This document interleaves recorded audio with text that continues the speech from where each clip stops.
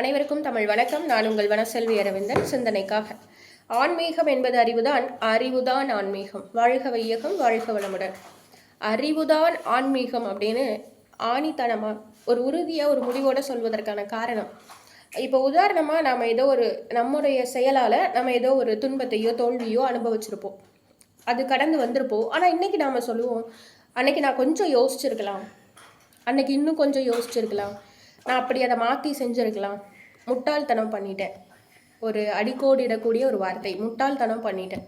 இன்னொரு பக்கம் சொல்லுவாங்க, அன்னைக்கு அப்படி நடந்துருச்சு, கடவுளுக்கு கண் இல்லை, கடவுளுக்கு கண் இல்லை.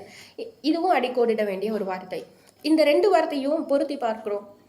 என்ன அப்படின்னா, என்னுடைய முட்டாள்தனம், கடவுளுக்கு கண் இல்லை, இந்த ரெண்டு வார்த்தையும் பொருத்தி பார்க்குற போது எனக்கு தோணுகிறது, முட்டாள்தனம், கடவுளுக்கு கண் இல்லை.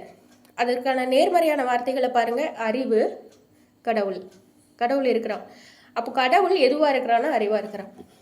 அதனால தான் அறிவு தான் ஆன்மீகம் அப்படின்னு நான் சொல்லக்கூடிய காரணம்.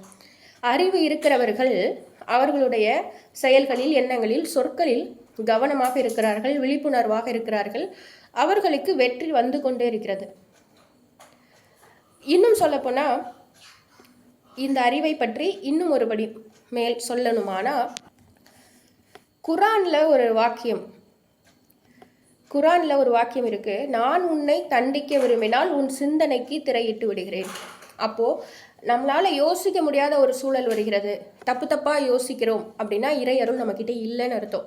இறை அருளும் இறையும் வேற வேற இல்லை. இப்போ சூரிய ஒளியும் சூரியனும் வேற வேற இல்லை, அங்கிருந்து வந்தது தானே. அப்போது இறை அருள் என்ன அப்படின்னா நல்ல அறிவு, நல்ல சிந்தனை. இறை என்ன அப்படின்னா பேரறிவு, முழுமையான ஒரு நிலை. அந்த நிலைக்கு பேர் தான் அறிவு, அந்த அறிவுக்கு பேர் தான் அந்த நிலை, அதுதான் இறைவன் அப்படின்னு நம்ம சொல்கிறோம். அப்போது இறை அப்படின்னா அறிவு. அந்த அறிவு என்ன பண்ணுன்னா, எனக்கு அடித்தா வலிக்குதுன்னா உனக்கு அடித்தா வலிக்கணும். என்ன தான் அடிக்கிறீங்க, எனக்கு வலிக்குது, உங்களுக்கு வலிக்குமானா வலிக்காது, வலிக்கணும். வலிச்சா அதுக்கு பேர் அறிவு. அன்பு கருணை தானே இறைவன். நம்ம தவறாக புரிஞ்சிருக்கோம். அன்பும் கருணையும் அறிவு இருக்கிறவன்கிட்ட தான் இருக்கும். நம்ம அறிவுங்கிறது புத்திசாலித்தனம், அது ஒரு தந்திரம், அது ஒரு காரியம் அப்படின்னு நினைக்கிறோம். இல்லை, எனக்கு நான் என்ன கொடுக்குறேன் அப்படின்னா, மற்றவங்களுக்கு நான் எதை கொடுக்குறேனோ அதை தான் நான் எனக்கு கொடுக்குறேன். நான் எதை கொடுக்குறேனோ அதை அந்த இறைவன் எனக்கு கொடுப்பான். நான் அன்பை கொடுத்தா அந்த இறைவன் அன்பை கொடுப்பான். நான் கருணையை கொடுத்தா அந்த இறைவன் கருணையை கொடுப்பான். நான் ஒரு பொறாமையில் ஒருத்தரை கெடுக்கணும்னு முயற்சி பண்ணுறேன் அப்படின்னா அந்த இறைவன் நிச்சயம் என்னை கெடுப்பான். இறைவன் அன்பும் கருணையுமாக இருக்கிறான். ஆனால் நான் தப்பை செஞ்சாலும் நான் நல்லா இருக்கணும்ல. ஒரு தாய், ஒரு குழந்தை தப்பு செஞ்சிருச்சு அப்படின்னா தாயுள்ளத்தோடு அந்த குழந்தையை என் குழந்தை தான், தப்பே பண்ணாலும் என் குழந்தை தான் அப்படின்னு அரவணைப்பா, அன்பு காட்டுவா. அந்த குழந்தைய முடிஞ்சா திருத்துவா, இல்லைனாலும் குழந்தைய ஏற்றுப்பா. ஆனால் இறைவன் அப்படி கிடையாது. அவன் அறிவானவன், அவன் உண்மையானவன். அன்பும் கருணையும் என்பது இருந்தாலும் கூட அவன் உண்மையானவன். உண்மைக்கு சரி தவறு கிடையாது, உண்மை மட்டும்தான். அவன் சாட்சியானவன்.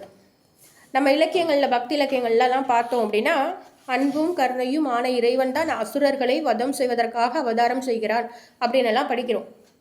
அப்போது அன்பும் கருணையும் ஆனவன் அவனுடைய படைப்பில் தான் ஏதோ ஒரு தவறு நடக்கு அப்படின்னு பார்த்துட்டு விட்டுருவானா? கிடையாது.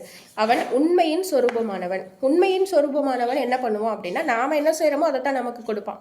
அவன் பாரபட்சம் பார்க்கறது இல்லை, நாம் கொடுக்குறத அவன் கொடுக்குறான், அவ்வளவுதான். அவன் ஒரு கண்காணிப்பாளன், அவன் ஒரு உண்மையானவன்.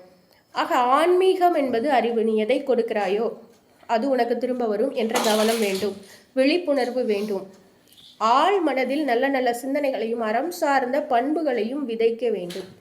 நன்றி, வணக்கம். மீண்டும் சந்திக்கலாம்.